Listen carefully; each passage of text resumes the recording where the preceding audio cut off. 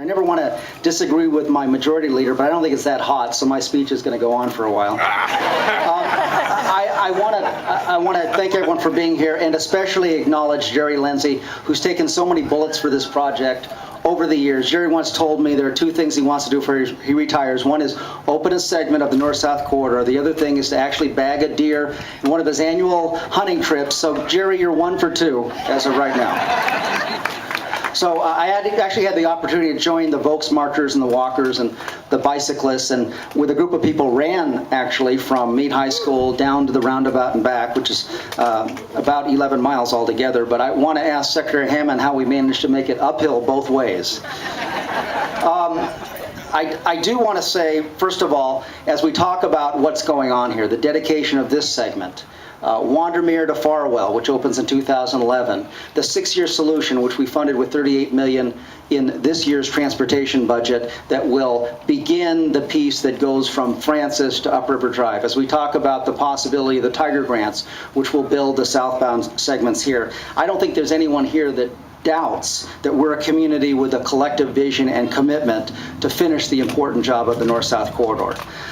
It's not a challenge I think we're going to meet just because we like to prove pundits wrong in Spokane. I think we do it because this is incredibly important. When we complete this, we will connect the citizens of the Spokane region. We'll get people to their jobs, to school, to shopping quicker, and also home to kids and families sooner at night.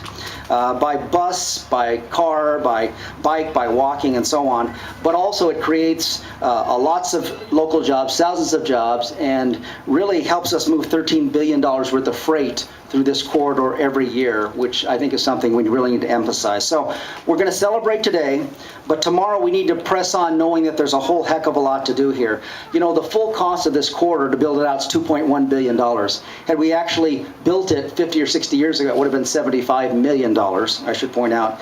But the good news is, thanks to your support of the 03 and 05 transportation revenue packages, we've actually committed as a state $532 million so far. That's $500 million. That's a lot of money, even in today's terms.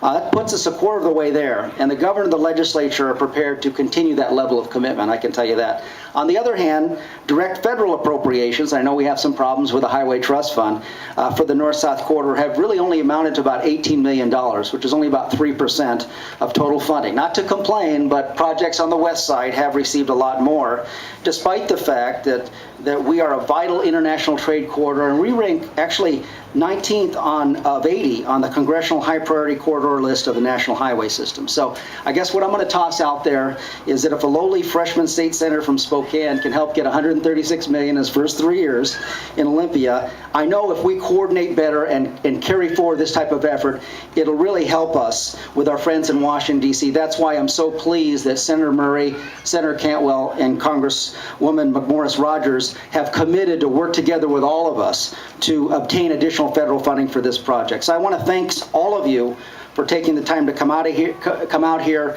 and help celebrate a fine stretch of highway, just the beginning, but also the work you've done over the last 50 or 60 years to continue to mobilize your neighbors and stay on top of elected officials like us to get the job done. Thank you very much.